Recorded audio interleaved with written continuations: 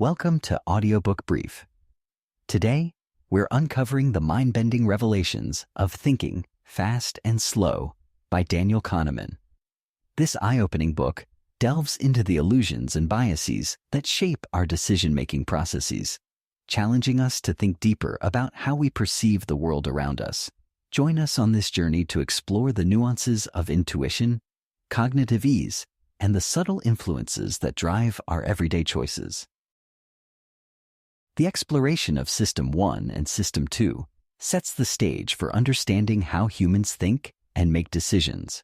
System 1 is like the autopilot in a car. It's useful for mundane tasks, but can also lead you into trouble when faced with the unexpected, much like driving while distracted. System 2, on the other hand, feels like that cautious friend who reminds you to double-check everything. When these systems clash, interesting conflicts arise, like trying to resist distractions while studying for an exam. This chapter poses intriguing questions. How often do we trust our gut feelings without critically assessing them? The gorilla experiment illustrates this perfectly. Sometimes we can be oblivious to the obvious because we're so engrossed in our immediate tasks. The lesson here is about awareness. Just as students need to practice math to improve their calculation skills, becoming aware of how these systems work can help develop better judgment and decision-making, especially important when stakes are high. Ultimately, the chapter reminds us that our minds are complex, and understanding these two systems might just give us a strategic advantage in our daily lives. The distinction between System 1 and System 2 comes into focus in this chapter, as it emphasizes how our cognitive processes shape our experiences and responses in the world. After all, think about how often you find yourself rushing through tasks that require precision and concentration. It's like trying to juggle when you'd rather be calmly reading a book. The Add 1 exercise serves as a fun yet enlightening tool that exemplifies cognitive effort, revealing how much energy our brains invest in seemingly simple tasks. The pupil dilation part is particularly fascinating. It's like a spotlight on our mental work, translating effort into a visible measure. Moreover, the idea that we often don't see the obvious when concentrating hard is especially relatable. Ever tried to multitask only to find yourself forgetting something vital? It's a reminder to slow down sometimes. The chapter explains a vital concept. As we grow familiar with tasks, our brains work more efficiently, allowing us to switch from intense effort to smooth sailing. This reflects a broader truth about learning and skill acquisition that resonates with everyday experiences, from sports to academics. So, as System 2 kicks in to tackle the challenging stuff in life, it's like training for a marathon where you eventually learn how to pace yourself effectively. This idea of effort management is also useful beyond just academics. It can help reduce stress in situations like preparing for exams or handling college applications. Knowing when to engage System 2 can lead to better decision-making and patient, thoughtful responses, allowing us to navigate through pressures with more grace. Understanding how we think and make choices is not just a matter of cognitive curiosity. It has real-world implications. The idea that our mental energy is finite suggests that we should approach challenging tasks with intention. Just like a smartphone, if we have too many apps or thoughts open at once, performance slows down. This lazy aspect of our thinking can lead to mistakes, as seen with the bat and ball problem, where people often confidently give the wrong answer because it's easier than actually calculating it correctly. It's a bit like when you pick the first option on a multiple-choice test without reading the others. Sometimes you might get it right, but often you miss cooler choices. This relates to life choices too. Whether it's snacks or big decisions, the temptation to opt for what's easiest can overshadow careful thought. The research about self-control suggests that strengthening it can lead to better outcomes, like waiting for a bigger reward rather than caving to immediate gratification, which echoes the famous marshmallow experiment with kids. So, working on our attention and how we manage it can enhance our rationality. If we can channel that flow state, where concentration feels effortless, we can tackle tasks more effectively. turning what feels like a chore into something thrilling. The content dives deep into the mechanics of how we think and react, especially emphasizing the power of System 1, the part of our brain that functions effortlessly and quickly without our conscious awareness. This is super important because it reveals that much of our decision-making is influenced by factors we don't even notice. Imagine if everyday choices, like what to eat or how to act, are swayed by little things in our environment, like words we see or emotions we feel. This concept of priming is like switching on an invisible switch in our brains that makes certain thoughts or feelings more accessible. It's as if our brain is a massive network where one idea lights up a whole cluster of others. This might sound a bit wild, but it explains why we might suddenly feel hungry after seeing a food ad, or why we become extra cautious after viewing something scary. The experiments also highlight how even subtle hints in our surroundings can lead us to act in ways that go against our conscious choices. For instance, the example of people walking slowly after processing words related to old age shows how deeply our behavior is intertwined with our thoughts and emotions without us being aware of it. This might make us rethink how much control we really have every day. Ultimately, this chapter nudges us to reconsider the notion of free will and self-awareness, suggesting that a lot of what we believe about why we do things could just be the story we're telling ourselves. There's a mysterious stranger inside us stemming from our unconscious mind that affects our choices and emotions more than we realize. This invites us to explore who we really are beyond our conscious judgments.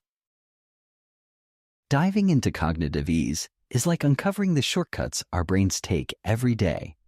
When we are comfortable, everything clicks into place, meaning we trust our instincts more and might embrace surface-level thinking. This can be great for creativity. Think about the last time you had a fun idea flow when you felt relaxed. However, it is a double-edged sword. A positive vibe can lead you to agree with something you might normally question, making you more gullible. Ever felt you knew a fact, but couldn't quite place where it came from? That's cognitive ease in action, playing a trick on you. On the flip side, when we're in a state of cognitive strain, maybe after a tough exam or during a stressful day, we are more analytical.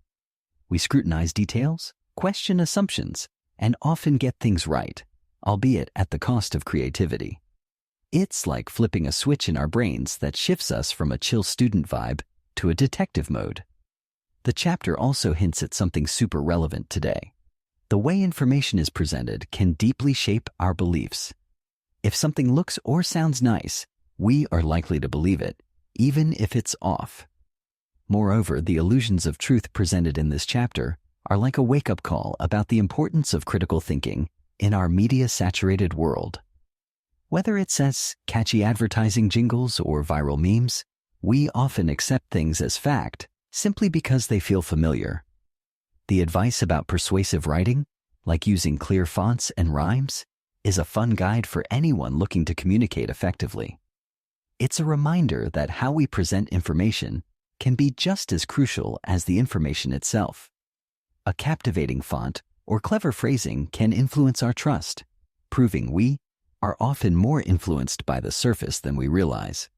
This chapter elegantly captures the balancing act of our cognitive systems and is so important in our digital age. Being aware can lead to sharper thinking and wiser choices. This chapter is a fascinating exploration of how our brains sort through the chaos of life. It underlines that our expectations, whether they are formed from personal experiences or cultural norms, play a huge role in what we find surprising or normal. When the author shares the story of meeting a familiar face in unexpected places, it illustrates how our brains can adapt and rewire themselves, making the unusual seem usual. It's similar to when you hear a catchy song on the radio. The more you hear it, the more you feel it as a part of your playlist, even if it wasn't your jam initially. The distinction between active and passive expectations is also crucial. For instance, if you're waiting for a friend at a cafe and they are late, you actively expect them to arrive. But if you just happen to see someone you recognize out of the blue, it catches you off guard. This interplay of expectations helps in understanding the emotional responses tied to events in our lives, which can be the cause behind our actions and decisions. The author also introduces the concept of causal thinking, explaining how we are wired to seek out stories and reasons behind events. This instinct can lead us to create connections that might not be there. It's like jumping to conclusions during a mystery movie. You might think the butler did it, but the truth could be way different. Recognizing that our minds often fill in gaps with assumed narratives emphasizes the importance of critical thinking, especially in an era where we are bombarded with information daily. In a way, this chapter is a reminder that our understanding of the world is a mix of reality and our interpretations. Balancing between beliefs shaped by our cultures and experiences, we inevitably form unique perspectives that govern how we see everything.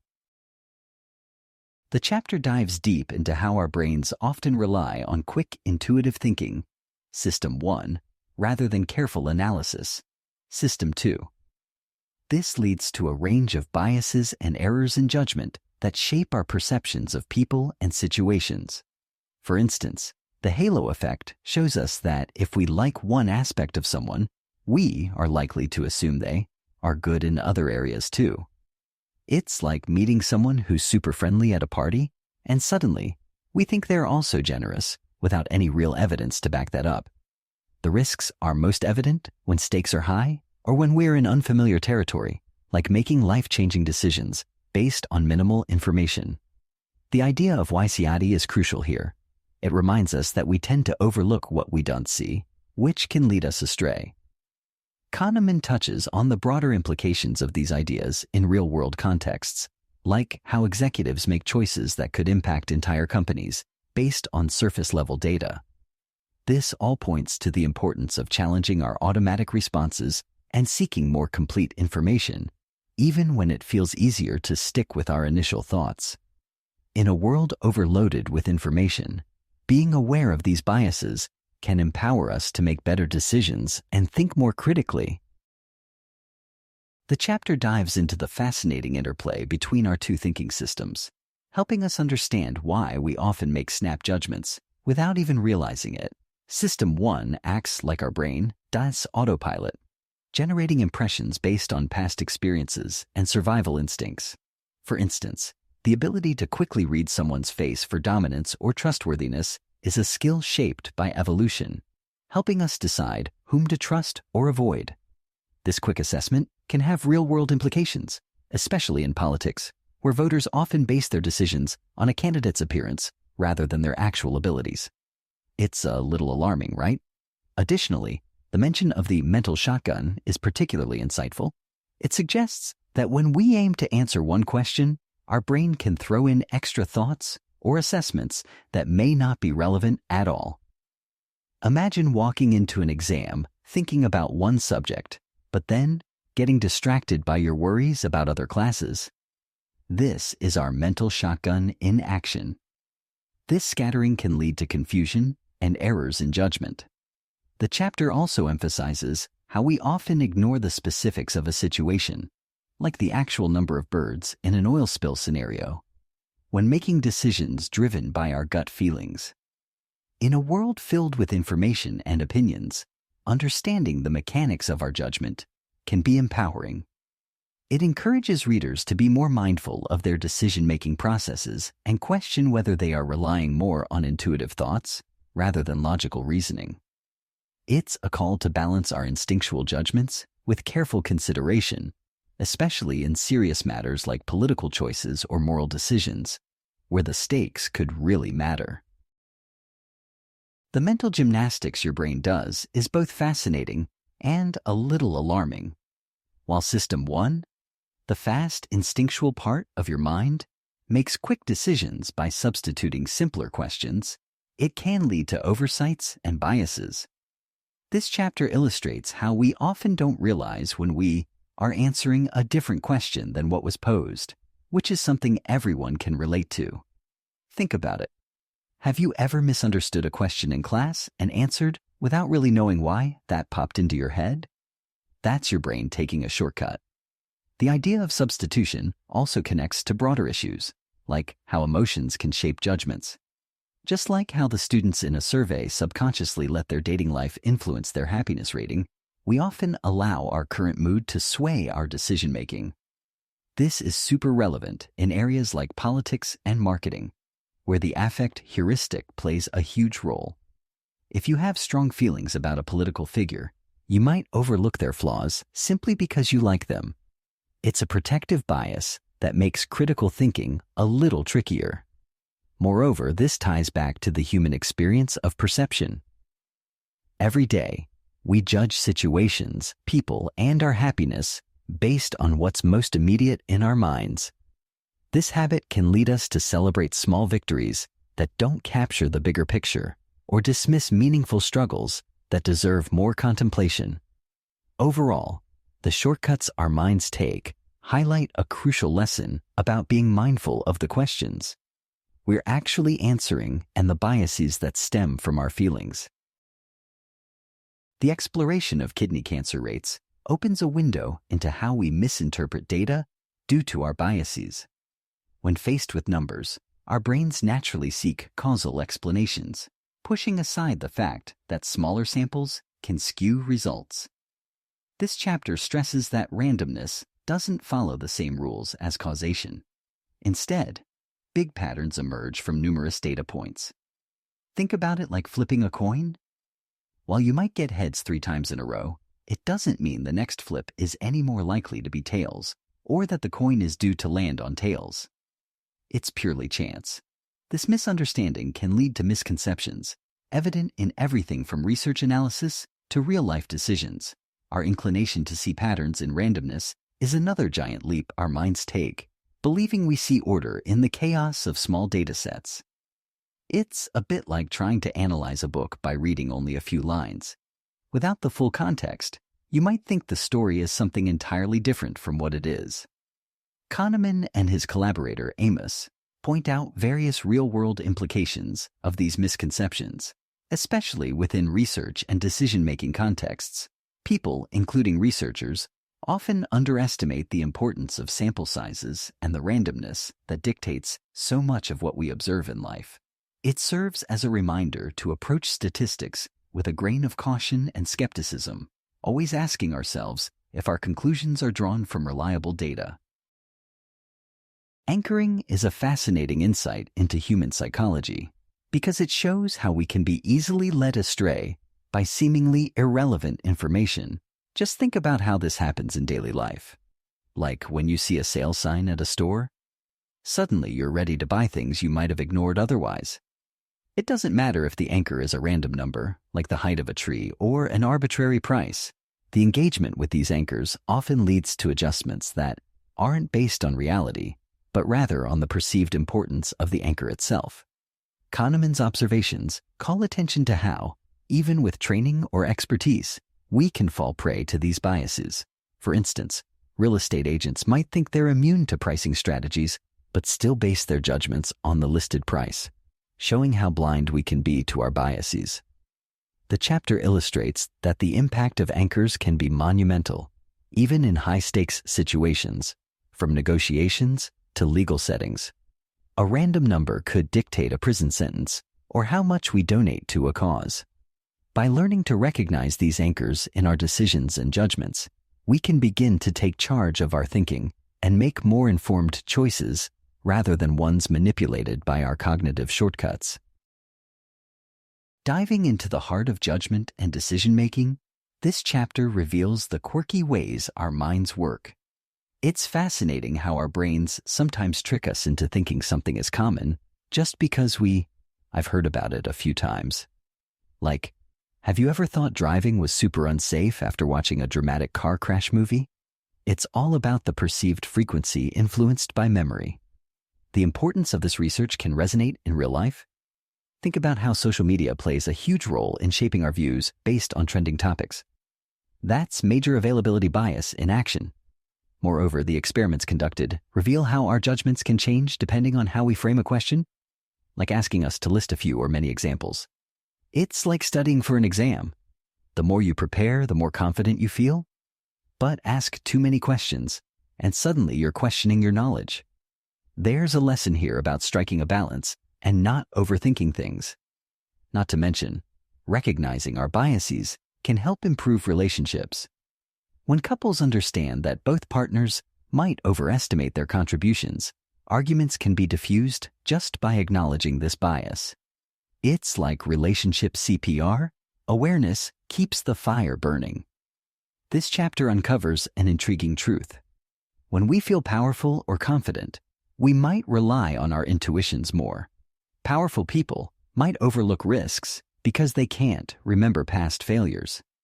So, the next time someone feels super confident, ask yourself, are they guided by their real experience or just the charisma of the moment?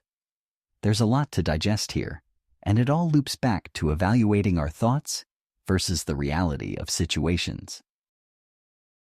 This chapter dives deep into how we think about risk, showing that our memories and emotions heavily color our judgments. It's kind of wild to think that the media can change how we see the world, right?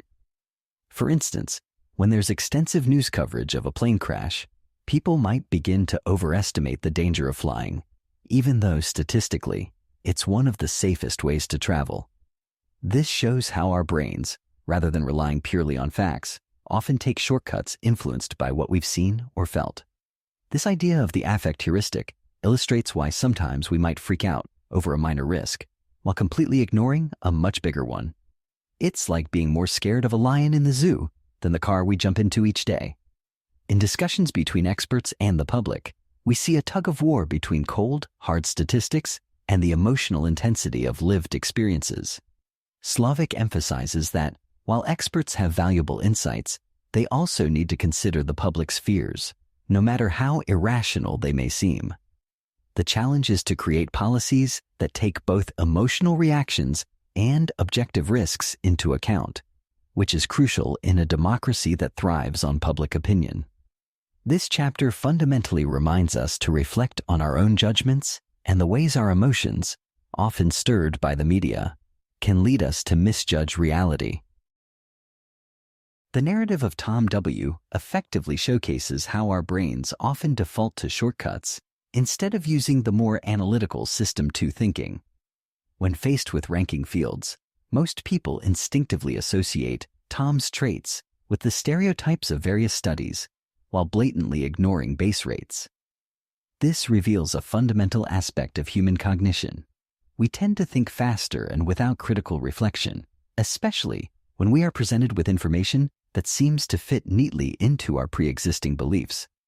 The portrayal of Tom is strategically crafted to fit stereotypes associated with smaller fields, making it easy for many to overlook the statistical realities that tell a different story.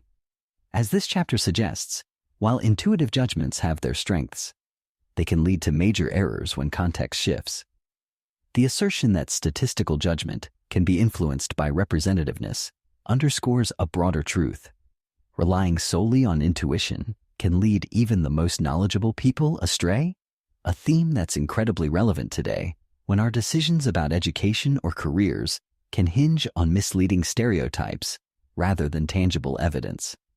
The essence of this chapter encourages readers to challenge their gut feelings and be more rigorous in their decision-making process, reminding us that critical thinking isn't just for academics. It's essential for everyday life. To illustrate, think about a sports recruiter selecting a player based solely on quick appearances. They might overlook promising athletes because they don't fit the usual mold. Just like the baseball strategy in Moneyball, true potential often hides beneath surface evaluations. Thus, the essence of this chapter is a call to action for us all to remain vigilant about how we process information and nurture a habit of questioning before jumping to conclusions. Every time we have to make a judgment, especially concerning someone or something that challenges our preconceptions, we should heed the lessons from Tom W.'s experience and let data guide our thoughts. This chapter dives deep into how our brains handle probability and judgment. At the heart of the Linda problem is a classic conjunction fallacy, judging the likelihood of two events happening together as more probable than just one event happening by itself. This suggests that our System 1, the intuitive part of our brain, can often overpower System 2, which is the more analytical and logical side. This is a huge deal because it shows that when we're asked to make decisions or judgments, our instincts can lead us astray. In a way, it's like walking into a store and seeing something shiny. You might forget to consider if it's a good deal. It's fascinating how even educated individuals can fall prey to these errors. Furthermore, the contrasts presented with the dinnerware example highlight how context changes our perception of value. When seeing both sets of dishes simultaneously, people make better judgments, but when they evaluate them separately, they get it wrong. This emphasizes a crucial lesson about how important it is to be aware of our biases and reliance on stories that make sense, even when they defy logic. The chapter calls attention to how ubiquitous these misjudgments are and how they can affect real-life decisions, from purchasing to understanding the world around us. The hit-and-run scenario is a classic example of how our brains work, where we often throw logic out the window in favor of storytelling. Here, our intuition might scream, "It was definitely blue," because of the reliable witness. Yet, when applying Bayes' theorem, an approach to calculate probabilities based on evidence, we discover that the actual chances of it being blue are only 41%. This reveals a cognitive bias that can have serious real-world implications, like in court cases. The difference between statistical base rates and causal base rates is mind-blowing. People typically downplay the cold, hard statistics, but will open their minds wide to stories that paint individuals as bad guys or heroes. This inclination shapes our perceptions and judgments profoundly. The later experiment described about the helping behavior shows a sobering truth. We like to think we are decent humans who would jump in to help, but when in a group, we often freeze. Just because you have theoretical knowledge doesn't mean it sticks. This idea underlines the struggle teachers face when trying to instill real understanding. The message is clear. We tend to remember vivid stories over abstract numbers. So what can we take from this?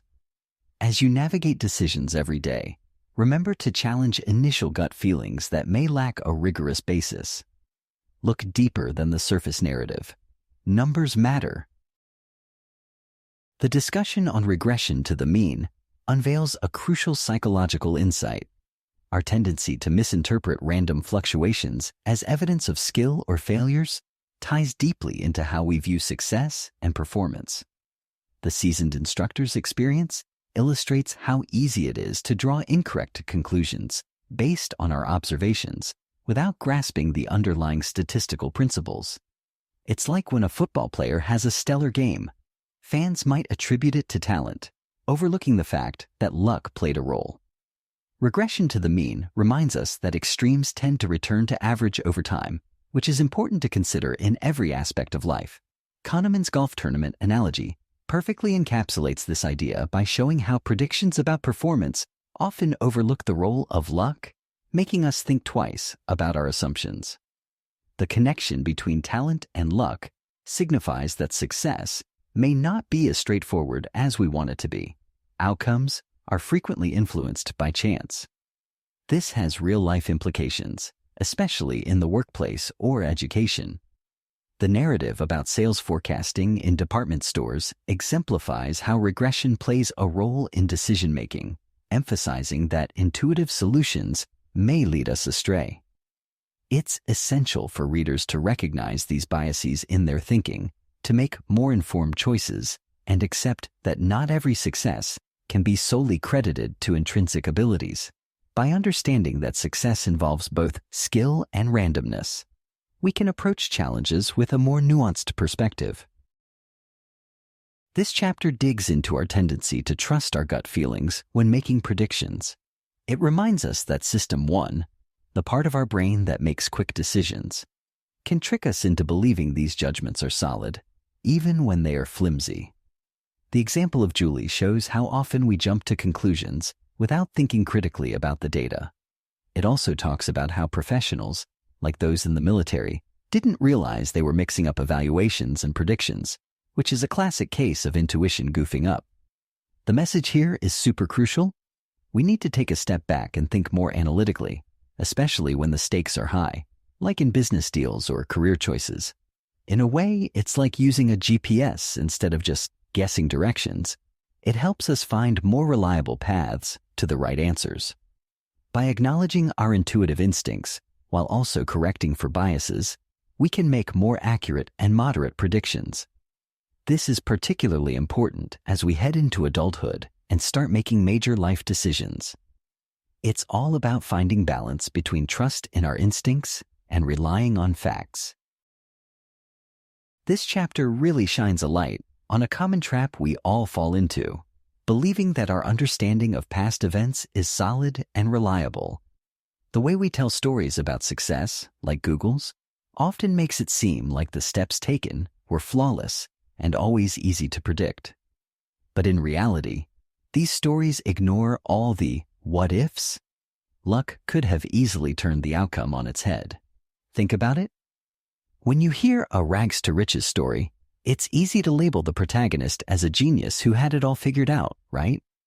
But frequently luck played a massive role in their journey, which is something our narratives skip over.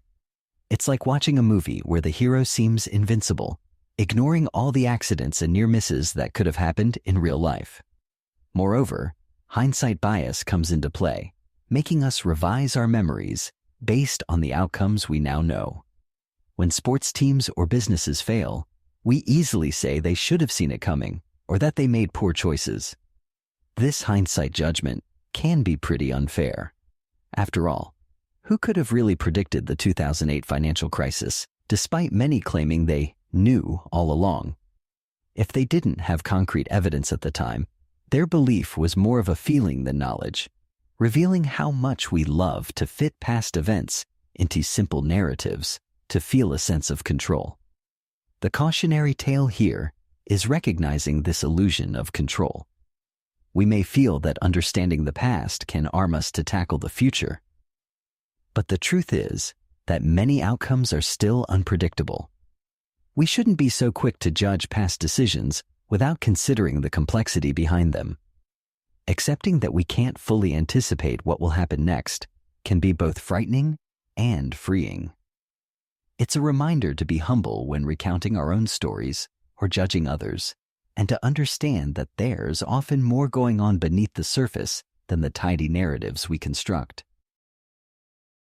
This chapter dives into a crucial aspect of human psychology, our illusion of validity, which arises when we feel confident in our judgments despite lacking solid evidence. The author recounts his experiences observing soldiers during a leadership test, where their actions revealed character traits.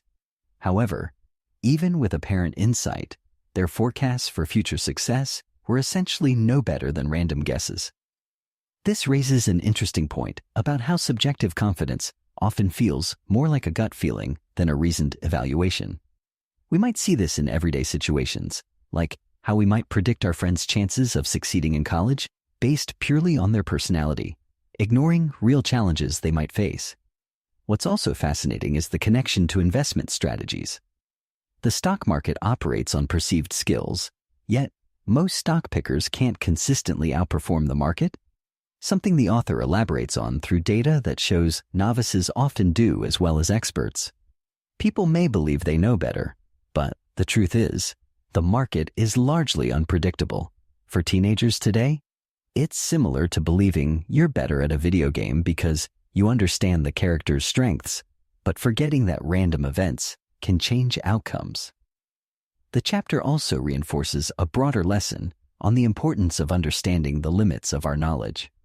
Many believe that past performance predicts future achievements, yet this isn't always the case. It challenges us to rethink our overconfidence, whether in academics, relationships, or even predictions about our own futures. Ultimately, this chapter serves as a powerful reminder of humility, recognizing when we have no idea what we are really talking about, even if we feel strongly about it. So, when faced with important decisions, it's wise to take a step back and assess the actual evidence, rather than relying on coherence and confidence alone. This concept can be crucial for anyone, especially As we venture into adult life and face uncertainties in careers, finances, and relationships where the stakes are high. Meal's ideas shake up how we view expertise and intuition. The takeaway here is that relying on complex personal judgments often leads to mistakes, especially when emotion and context bias our decisions. Think of how a sports fan might overrate their favorite player. Just because you love their style doesn't mean they're the best in the league. Meal's insistence on simple algorithms reminds us that sometimes a clear, uncomplicated approach leads to sounder conclusions. This ties back with our everyday experiences too. For example, when we seek movie or restaurant recommendations, we often trust ratings and stats over someone's enthusiastic opinion. There's something oddly comforting about a reliable formula that gives you consistent results, unlike human feelings that can change based on the weather. Or, let's be honest, last night, as pizza. Furthermore, the resistance to algorithms stems from deeper psychological ties to how we perceive skill. People want to believe being human gives us an edge when judging situations. But the research shows that's not always the case. The implication? Don't automatically dismiss algorithms in favor of gut feelings. Give the numbers a chance. The examination of intuition in this chapter dives into the complexities of how we perceive expertise and decision-making. The author inclines collaboration highlights a crucial point. Not all intuition can be trusted blindly. For instance, firefighters rely on deep, contextual knowledge acquired over years, giving their gut feelings a solid foundation. Think of it this way. A firefighter's intuition about a fire is like a musician perfectly timing a note. They've practiced enough to recognize the patterns that lead to successful outcomes. On the flip side, dig into the world of stock picking or political forecasting, where the unpredictability of events makes intuitive judgments less reliable, akin to guessing the next trend based solely on vibes. The exploration also brings in fascinating ideas about learning from experiences. Did you know it can take about 10,000 hours to master a skill? That's why we see chess champions making confident moves that seem like magic. They have put in the time. What's crucial here is the idea of feedback. Just like a gamer learns from each level's challenges, professionals refine their instincts through concrete responses to their actions. There's a valuable takeaway about understanding the limits of intuition in chaos and recognizing that high confidence doesn't equate to accuracy. With so many variables at play, questioning the validity of our instincts in uncertain environments helps us avoid major pitfalls. By scrutinizing these factors, readers can start to discern when gut feelings might actually lead them astray, shifting their perspective on judgment in everyday life. This narrative illustrates a common psychological trap, the planning fallacy, where we underestimate how long tasks will take because we focus only on what's in front of us, our own experiences and ideas. It's like when you think it'll take only an hour to study for a test, only to end up pulling an all-nighter. This chapter insists on considering the outside view to avoid unrealistic timelines. It shows how a group's shared optimism blinded them to inevitable hurdles based on past experiences of similar projects. By learning about other teams' failures, we get a more realistic idea of what lies ahead. This lesson is crucial, not just in projects, but in our daily lives, like planning a birthday party or studying for finals. Being aware of potential obstacles helps us plan better and face challenges with a well-informed perspective. The vulnerability to unrealistic planning is something we all face. After all, don't we all know someone who thought they could binge an entire series in one night? Optimism isn't just a personality trait. It's a double-edged sword. On one hand, it boosts motivation and resilience, allowing individuals to bounce back from failures, like a safety net in a circus act gone wrong. However, there's a thin line between healthy optimism and foolhardiness. Business leaders and entrepreneurs often let their overconfidence cloud their judgment, leading them to take unnecessary risks. For instance, the idea that 81% of entrepreneurs believe they have a 70% chance of success highlights a widespread disconnect from reality. It's like thinking you can ace a test without studying. Just wishing for good luck without evaluating your knowledge. Moreover, when they neglect competition, they operate in a bubble, assuming their success is solely tied to their own abilities, which can be dangerously misleading. The pre-mortem approach is a standout strategy introduced in this chapter. By imagining a future failure before it happens, organizations can tap into a wealth of insights and prepare better. It's like rehearsing for a big performance. Considering the worst can help you refine your act. This sense of foresight could save businesses from potentially costly mistakes. Throughout the chapter, there's a clear message about the importance of balancing optimism with realism. Life, much like a roller coaster, has its ups and downs, and accepting that can lead to smarter decision-making and better outcomes. The blend of passion and pragmatism is critical. And it's a lesson applicable not only in business, but also in everyday life, where we often make plans without fully considering the obstacles.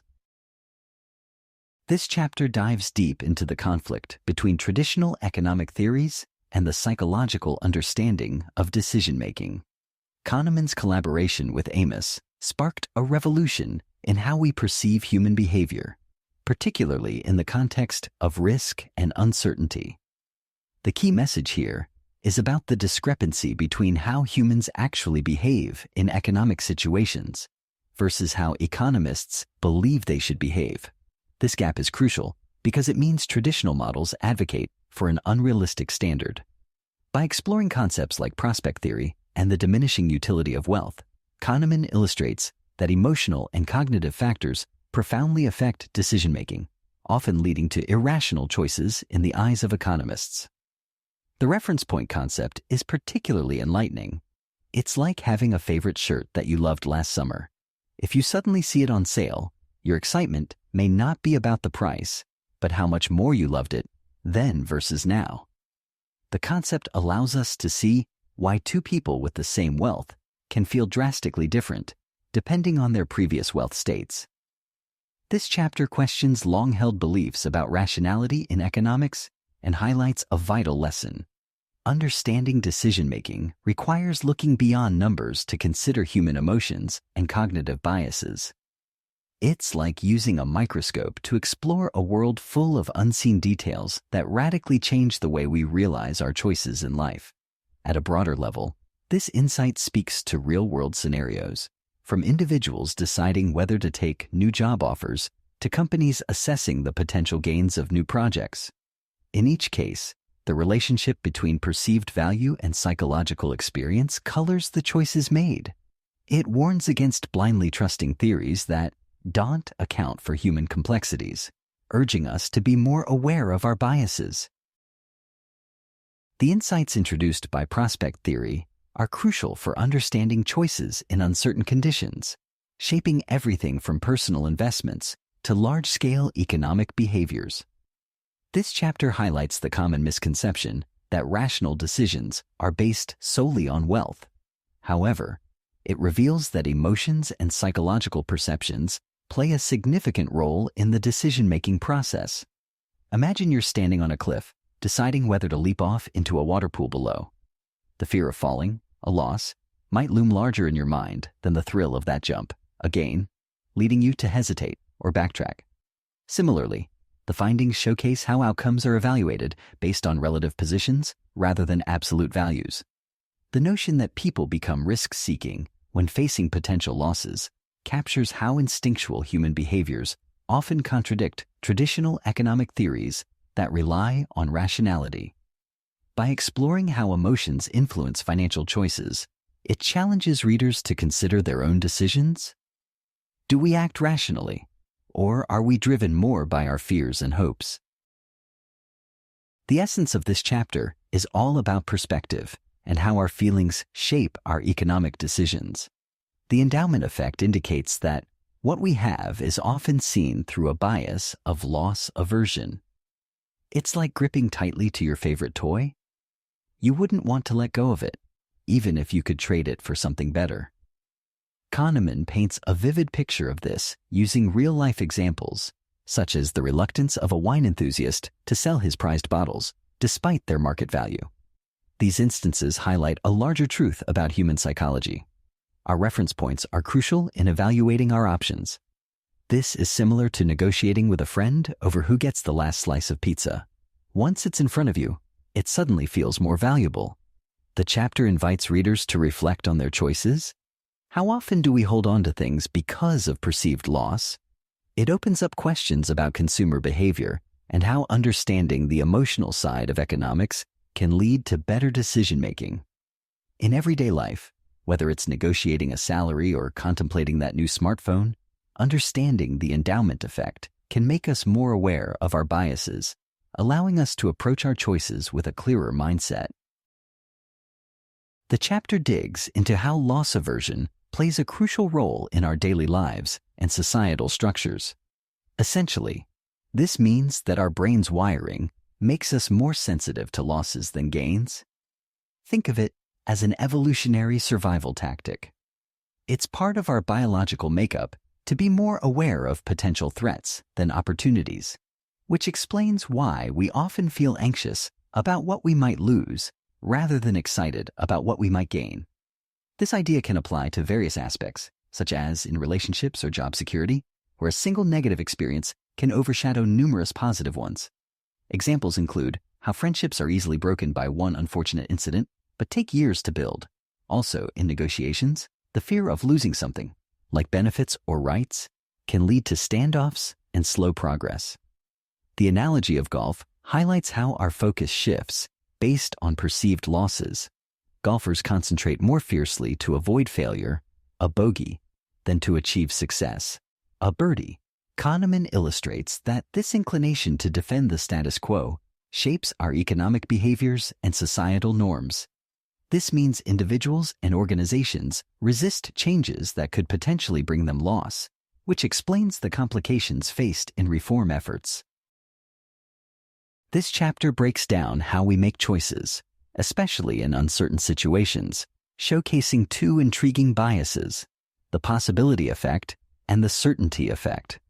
The possibility effect captures our tendency to overvalue unlikely outcomes, making something like a lottery ticket appealing despite its low odds. It's like dreaming of winning big while knowing the actual chances are slim. For many, the dream of winning fuels participation, not the expected outcome. Conversely, the certainty effect illustrates our discomfort with nearly guaranteed losses, prompting us to cling to hopes of avoiding them. Think about it. If you're faced with a 95% chance of losing something valuable, that tiny 5% chance of winning consumes more focus than it should. It's a neat little trick our brains play. Together, these biases explain why we often veer away from rational decision-making models in favor of emotional responses to potential gains or losses. Real-world applications, like in legal settings where plaintiffs and defendants evaluate risks differently, reveal the meaningful impact of these patterns on negotiations. In fact, cranking back our intuitive instincts could help avoid costly mistakes downstream. Lessons learned here can make anyone aware of the need to not get swept up by probabilities and to properly assess risks, rather than allow them to drive decisions mindlessly. Ultimately, the chapter shows the importance of understanding our decision-making instincts in various life scenarios. It shines a light on how our perceptions of risk and reward can lead us astray, especially when navigating significant life choices that involve uncertainty.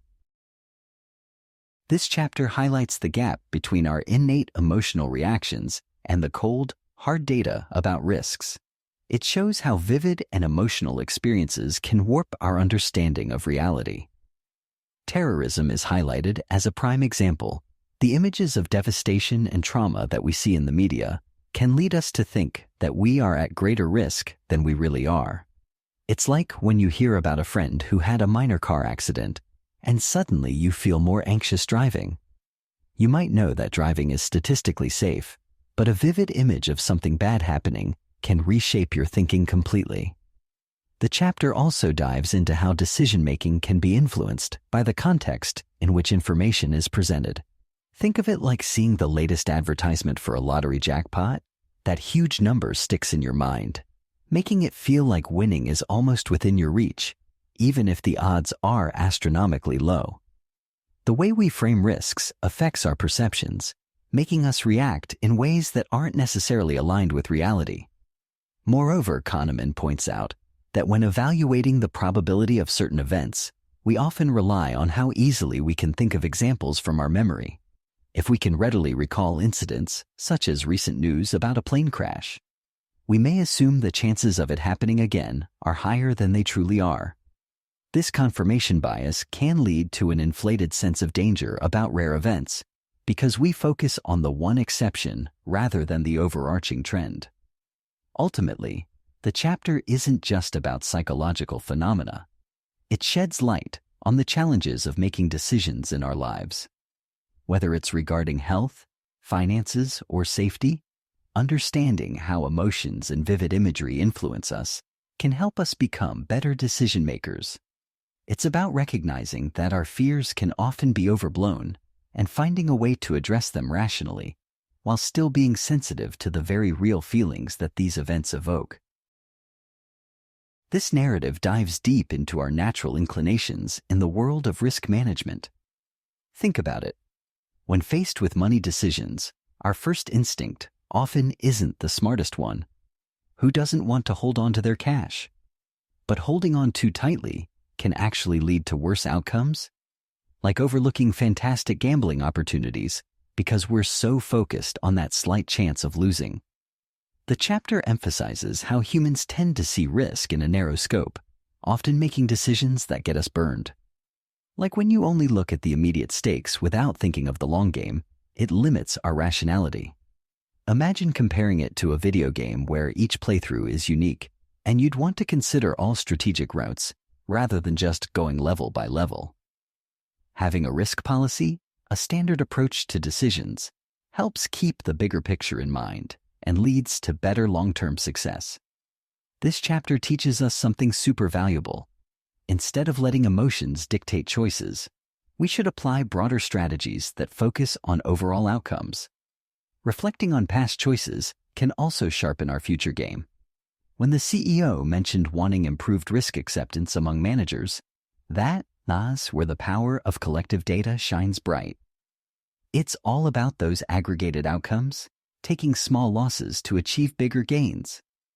In this way, applying a consistent approach lessens risks and can lead to much cooler decisions down the line. The chapter highlights how money isn't just about figures on a bank statement. It also shapes our identity and self-worth. Keeping score mentally can simplify our lives, but also leads us to make unwise choices. The story about the two fans facing a blizzard underscores the emotional weight we place on our experiences, influencing our decisions based on sunk costs rather than rationality. Not selling a losing stock because we want to avoid feeling like we failed reflects our deep-rooted fear of regret. The author emphasizes that this emotional baggage aligns with human behavior, contrasting sharply with the econs who would make decisions purely based on logic. Recognizing our mental accounting can help us understand why we cling to certain decisions, even when they no longer serve us well. Moreover, the concept of loss aversion, valuing losses more heavily than equivalent gains, plays a crucial role in our financial and personal choices. By illustrating how emotional connections can affect decisions, the author encourages readers to think critically about their habits. The narrative resonates with real-life situations. Consider how often people stay in unhappy jobs or relationships due to fear of regret. A monumental waste of time. This chapter becomes a call to action to confront our biases and make decisions guided by rational thought instead of the emotional weight of keeping score. Ultimately, understanding how these cognitive biases operate helps us avoid pitfalls in our decision-making processes. This chapter encourages us to embrace change rather than hesitate in fear of regret or loss, paving the way for more fulfilling choices in life and finance. So, what's the big deal here? The comparison between the two scenarios brings up important themes about human judgment and decision-making. We think we're logical beings, but our emotions play a huge role. When looking at just one situation, like the store choice, Our feelings of what could have been make us care more, often skewing our perspective. It's like when you're sad about a breakup and convince yourself your ex was the absolute best, you're comparing with your memories, not reality. This chapter highlights how thinking in isolation can lead to unfair or illogical conclusions. The concept of preference reversals is particularly crucial in understanding economic theories, which assume we always make rational choices. Spoiler, we often don't. This wonky thinking about choices and feelings has real-world implications, from how juries decide cases to how we make daily decisions. It's like that moment when you choose between pizza and salad, and suddenly, pizza sounds way better because it just feels good. The author raises fascinating questions. Are our moral beliefs really guiding our decisions? It turns out they might not be as consistent as we think. This also speaks to how our emotional reactions might impulse choose what we want, which can be pretty far from the rational decisions we tell ourselves we make. The essence of this chapter is about understanding how our interpretation of reality is often colored by the way information is presented to us. This framing effect is crucial in decision-making processes. For example, if people hear they are losing money, they're likely to react more negatively than if they hear they are keeping money. The emotional weight of loss is heavier than that of cost, influencing our choices in unexpected ways.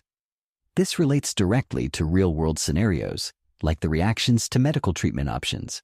When physicians were presented with survival rates versus mortality rates, it showed that even trained professionals can fall victim to emotional framing, emphasizing that our innate System 1 thinking often overshadows more deliberate System 2 reasoning. The chapter highlights that decisions shaped by framing, like tax structures or organ donation policies, can lead to fundamental inconsistencies in our moral intuitions, revealing a cognitive disconnect that can have large-scale implications.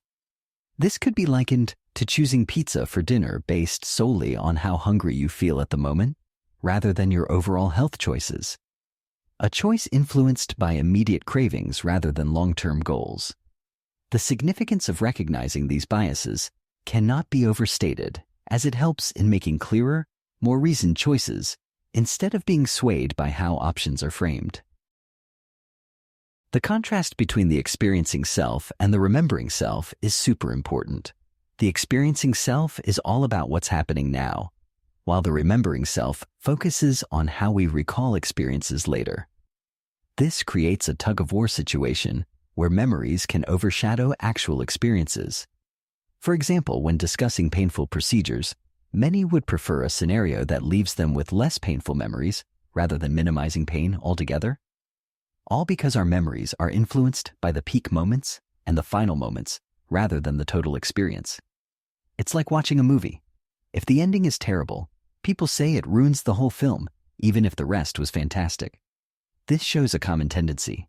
We often let one bad moment overshadow all the good ones, which can lead to poor decision-making. The chapter questions our rationality by highlighting how our memories, formed by quick judgments influenced by immediate feelings, often govern our choices more than the actual experience itself. It raises critical questions about how to live our lives. Should we focus on maximizing pleasure in the moment or creating positive memories for the future?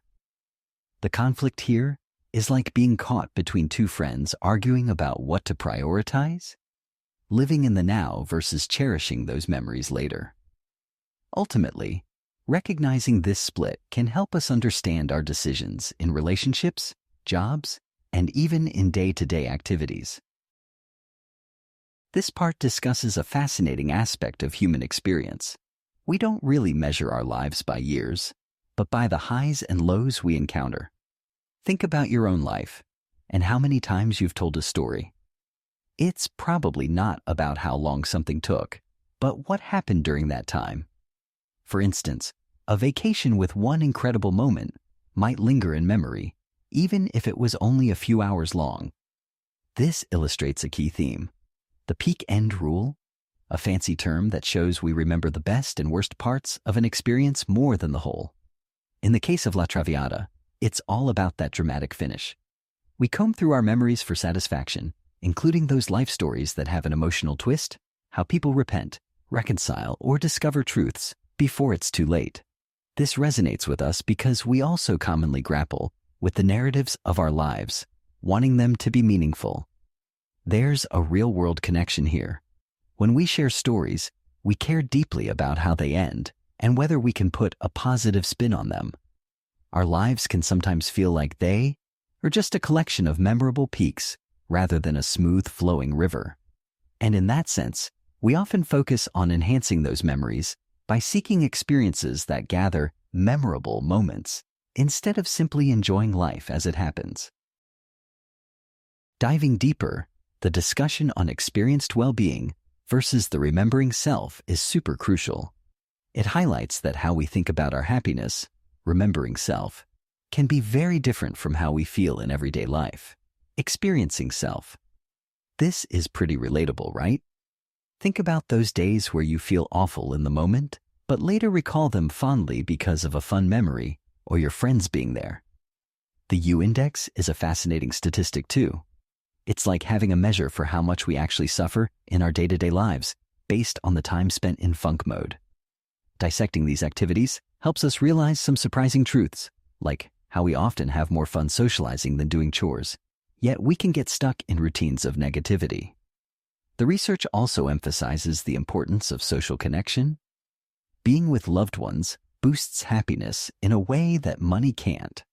It argues for social policies focusing on reducing everyday suffering instead of just chasing life satisfaction through financial means, which is a pretty profound takeaway for communities aiming for wellness.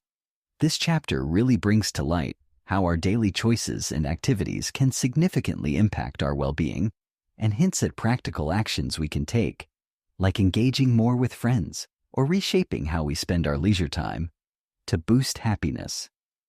Well-being isn't just about big life achievements, but the small joys we experience every day. This chapter dives into the tricky concept of life satisfaction and happiness. At weddings, people's expectations lead them to forecast a joy that they think will last forever. But reality often shows that happiness fades over time. It's almost like when you eat something really delicious. That happy feeling doesn't stick around forever.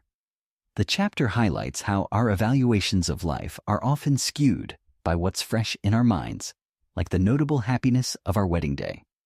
When asked about life satisfaction, people may substitute their answers based on temporary feelings or recently significant events. It's like if you just had a fantastic night out. That excitement colors your view of your entire life in that moment, which isn't then a solid indicator of your overall happiness. Moreover, the focus on particular big moments tends to overshadow other aspects of life that affect our happiness. For instance, weather conditions may loom large in our thoughts, but fail to impact overall well-being as much as we think. The chapter ultimately urges us to look deeper into what really shapes our joy and contentment. It's not just the highs, but also the everyday moments that contribute to a balanced sense of happiness. The power of expectation plays a huge role. If we set lofty goals and achieve them, we'll likely feel more content than if we aim low and don't make much progress. Another interesting insight is how our temperament and social circles can skew our feelings about satisfaction, revealing that happiness is not always a direct reflection of circumstances, but rather a mix of genetics, expectations, and perceptions. This whole idea connects well to real-life situations, like how our friends' experiences can sometimes shape our views of happiness. Seeing someone else having a blast can elevate our mood, yet we often don't realize that their highs might not always translate to their actual satisfaction. So, what can we take from all this? It pushes for a nuanced understanding of happiness. Rather than just chasing after the big moments, we should pay attention to daily joys and manage our expectations concerning the situations we think will bring happiness to our lives. Thank you for tuning in to our summary of Thinking Fast and Slow by Daniel Kahneman. We've only scratched the surface of the captivating ideas presented in this book. If you're intrigued by the secrets of human cognition and decision-making, the full book offers a treasure trove of wisdom waiting to be explored. Delve deeper into the complexities of the mind by getting your hands on the complete book today. Keep expanding your understanding and embracing the intricacies of the human brain. Until next time, keep thinking critically and evolving.